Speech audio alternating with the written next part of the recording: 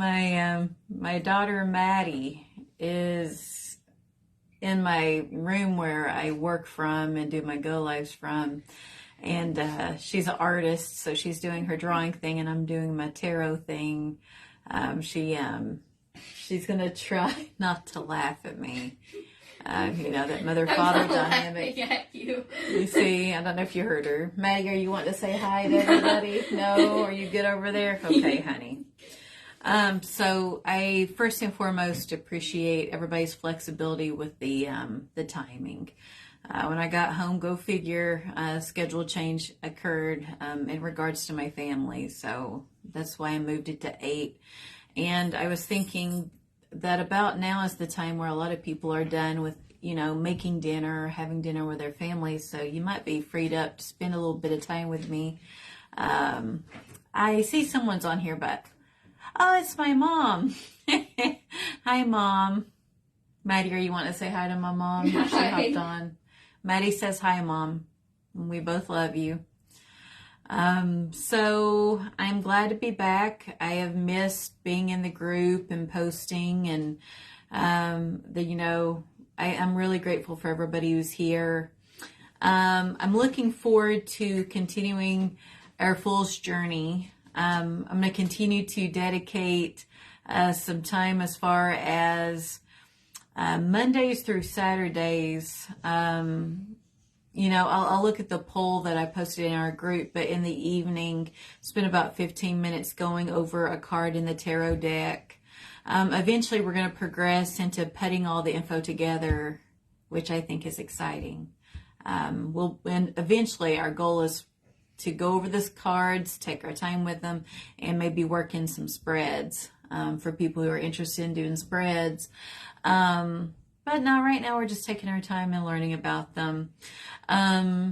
So let's see here. The only day I'm not going to do the teaching about the tarot cards would be on Sundays, because that's when I will do what I generally do. I'll hop on in the evening and I'll do the tarot reading for the week for our collective, and I'll pull an oracle card, which I love doing because it kind of nicely ties everything up and sets the tone.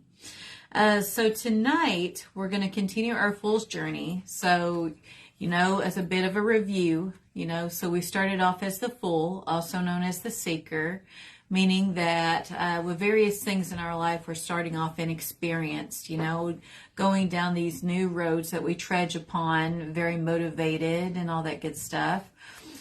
We very first came upon the Magician, who taught us about all the various suits that we will continue to learn about in tarot once we're done with the major arcana, and all those practical skills that we would be using on our journey. Okay. And then we met the High Empress, who was this very mystical lady who taught us to trust our gut instinct. And it's about the things that you have faith in that you can't necessarily prove with data or anything concrete. It's just you feel it, you have faith in it, you know it to be true. And it's all those sharp contrasts like yin and yang, good and evil, and so forth. So now, as the Fool continues to saunter down the road, taking in the scenery, now the Fool tonight encounters the Empress. And I will hold this card up. So just take a moment to take in the card. So this is the third card, which is the Roman numeral up here, 3, okay, in the major arcana. And we see this beautiful blonde-headed lady, and she is sitting outside, and she looks really comfortable.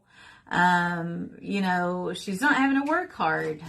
She's very much got this really nice, big, firm, probably maybe even a little soft pillow that she's seated up against. She may be pregnant. Generally, the Empress is seen as the mother of tarot. Generally, it can be symbolic of literal and figurative pregnancies. So she's got on the gown, which the fruit is symbolic of, say, pregnancies, So on her, I believe it's a pomegranate.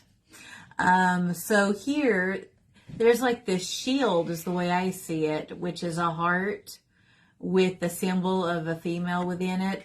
And that means beauty and love. And it also, to me, means like as mothers.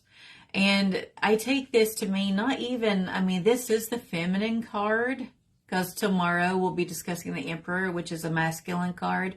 But people can actually have both feminine and masculine traits to them, especially if they're single parents doing the job that, you know, of all these societal roles that are assigned to, say, mothers and fathers. A lot of single parents are having to do both with their children. So even men can be nurturing, such as, say, this Empress card. And then she is sitting in this on her throne amidst all this wheat. So it's a very like fruitful, abundant environment, very green. She's very comfortable. Upon her crown, there's 12 stars, which has different interpretations. It could, you know, mean, say, the 12 months of the year. It could also symbolize the 12 zodiac signs.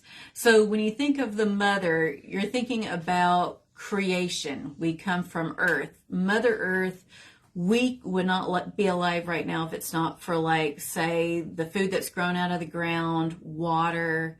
We are dependent on the earth, which goes back to a lot of things that we hear about. If we don't take good care of the earth that we live on currently, what are we leaving to our children and their children? So very much we're tied into that. And then you'll see here, if you look really closely, that she's holding a scepter. And the scepter means that she holds power over life. So, you know, we are here because of a woman. A woman gives us birth. And one of the interpretations of the Empress, and there's many that go into this card, it's not as simple as what it may seem at face value. You know, it's seeing your mother for more than a provider. So think about when you're a child. You follow the rules that your mother gives you. You do what you're told. And you see her in a certain light, that is your mother. But it's only after you become an adult and say you end up having children of your own, or even if you don't have children of your own, you end up taking care of somebody in need or taking them under your wing, somebody that's in trouble and needs your help. And after you go through these life experiences, you're thinking, that's why my mom taught me, say, to carry myself in this manner, or taught me this life lesson.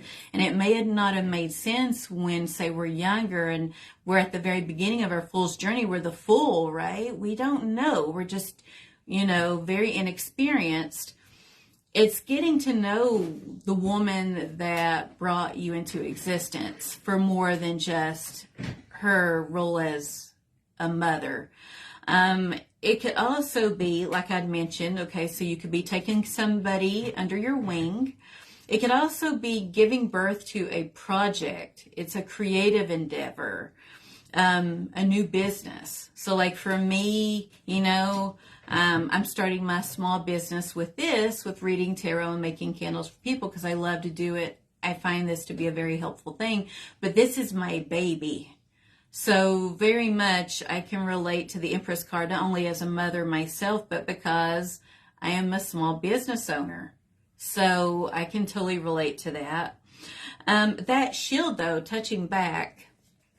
So to me, that is kind of like we protect the people that we care about, and we don't want anybody messing with them. So when I see that, to me, that's a shield. Okay, it's just right by her in case she needs it.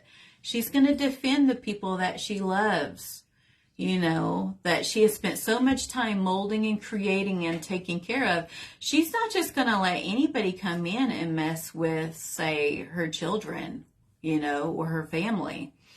And then also, just looking in that background, we've got the water and the trees. So again, this is an environment where she is nourished. There's water. There's wheat for food. There's trees that produce oxygen. The sky is like a bright yellow. So for it to be as bright as that, the sun has to be predominant. So just imagine the feel of that bright sun on your face and being surrounded and everything you could possibly need in life with your loved ones, and how it would feel, just of that sense of accomplishment. This is very much the essence of the Empress card. Let's see here. And then reflecting on numerology, it definitely plays a role in tarot. So it's helpful, even if you take a piece of paper, go ahead, go say from 0 down to 10 and out by those, write down what those numbers stand for to you. When you hear, like when you hear that number, when you see it, do you think it's a lucky number? Is it not a lucky number? What do you think of when you think of that number? And even look up what the number reads, because especially if you have a pattern of the same number in your read, definitely write that down and look into that, because it has meaning, okay? So with the number 3, you can think of, say, the Empress, okay, encountering, say, her partner to have her offspring. Okay, so the 2, okay, interact, we have offspring. It could also be like alchemy. You're taking 2 different components of something, like you're making a recipe, like a peanut butter and jelly sandwich, okay? So we're going to go ahead and take the PB&J, and we're going to use that bread and combine the 2 to make that PB&J sandwich. So with the number 3, you're going to combine, say, 2 things to come out with a product, okay? And to me, that is just, I love the number 3. I don't know how you guys feel on here. And I see I've got my mom on here, and Sharon and Rachel. Hi, guys. How are you doing tonight? I hope you're all doing really well. I think that's really cool with it. And you know that I've been like taking cards out to show you guys a comparison, because you know that my big tarot is from the classic old school Rider-Waite-Smith deck, which is our Bible for tarot. That's our go-to, right? And we always want, especially as beginners, decks that are based with Rider-Waite-Smith. Okay, so the first one, I'll show you this card, and I love it.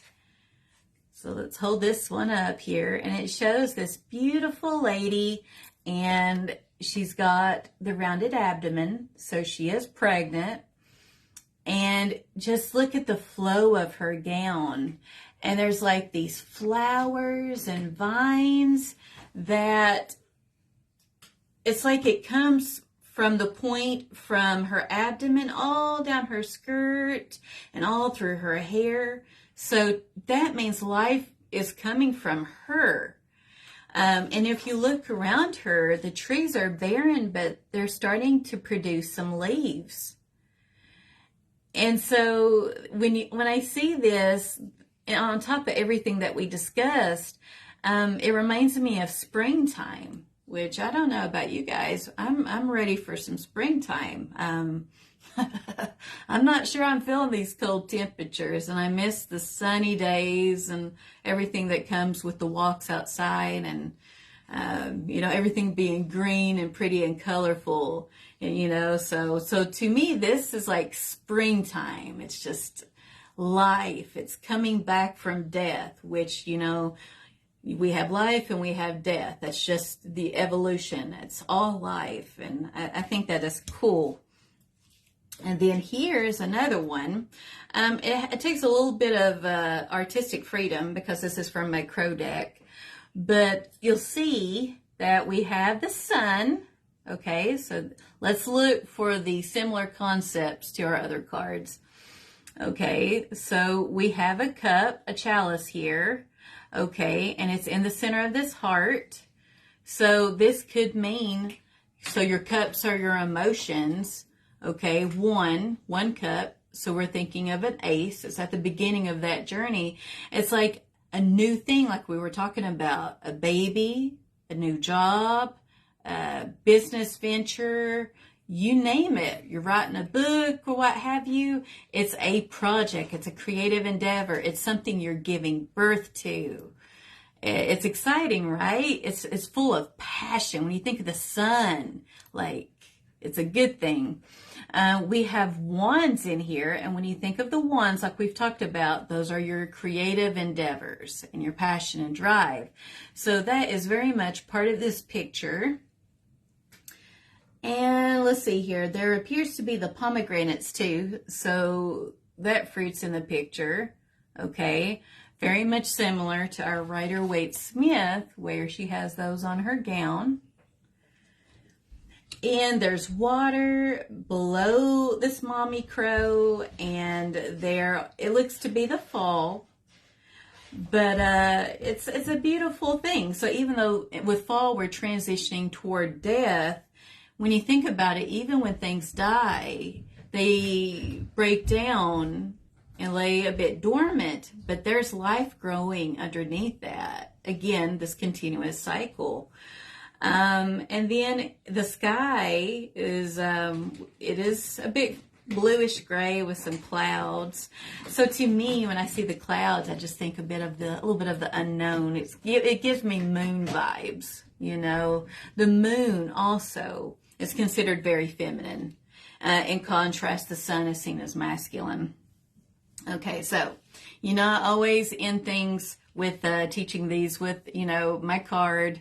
And I've been using the Hush Tarot because I don't recommend it to a beginner reader. I just don't.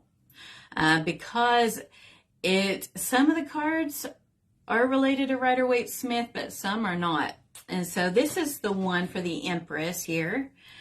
And yeah, it's a beautiful card. I love it. It gives me like Viking vibes. Like I've been watching The Last Kingdom on Netflix. If you're a fan of like Vikings Valhalla and all them, The Last Kingdom, there's like 5 seasons and they're going to be bringing a movie out. Like at some point to like wrap the whole series up. It's a really good show, but it's not kid friendly, so don't watch it with your kids. But getting back to what I'm talking about. So this lady is wearing like, it's like a Native American vibe. Like it's like this hat of a crow. And so with that, you're thinking crows fly. Okay, so think swords. Okay, that's all about action, communication. So this is an extra sight. It's like her third eye. She has extra knowledge and insight. Okay, we have the birds and bees theme. So when you think about when a parent would sit down and talk to you about the birds and the bees, we have that dynamic in this picture.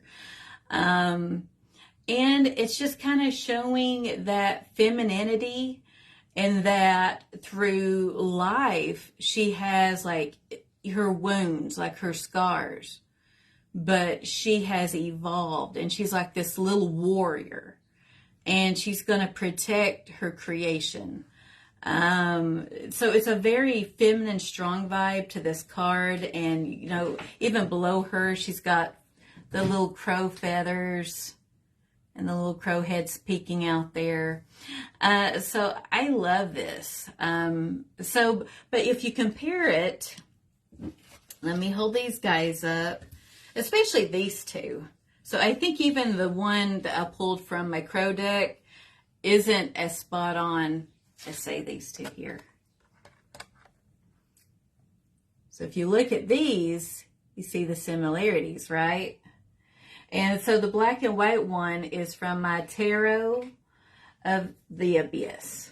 So just so you know which one I got that from. And I love that deck. It's one of my favorites. But you see that, okay.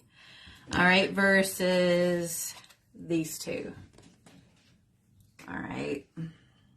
So let's say you're, you know, people, especially if they're beginning at reading, I've been there years ago. I remember that feeling. If I would have picked up these decks, I don't think I would not have intuitively known what I was looking at, if that makes sense. I would have, but I wouldn't have. I wouldn't have been able to pick up on everything versus how I did with these two. So yeah, so I think that is pretty cool. And I think what we'll do is, unless the consensus, tells me different based on that poll, we'll shoot for, say, 8 p.m. go lives, and I'll keep them short and sweet, 15 minutes, 15 to 20 if I'm wordy, 15 minutes. And our goal is to get through all of these cards, all 78. And then we'll fit in some spreads. And ideally, I'm even thinking about, as our group grows, maybe having us like practice, have like a Zoom or something, and for people who want to learn how to read and practice, to feel like it's a safe space and be able to do that. Because it's an honor to teach you what I do know, and I love that you're here with me. So I'm thinking it's been about a week. It's been a stressful week with my grandfather passing and driving to Tennessee and back and all this. I haven't worked with my cards, and so tonight I'm kind of moved to pull us an oracle card. So I think what I'm going to do is I think I'm going to hop off here in case people don't want to, be present during an oracle card. And then you just hop onto my next go live if you want that, just for the overall tone for the weekend. And yeah, thank you again. Have a good evening.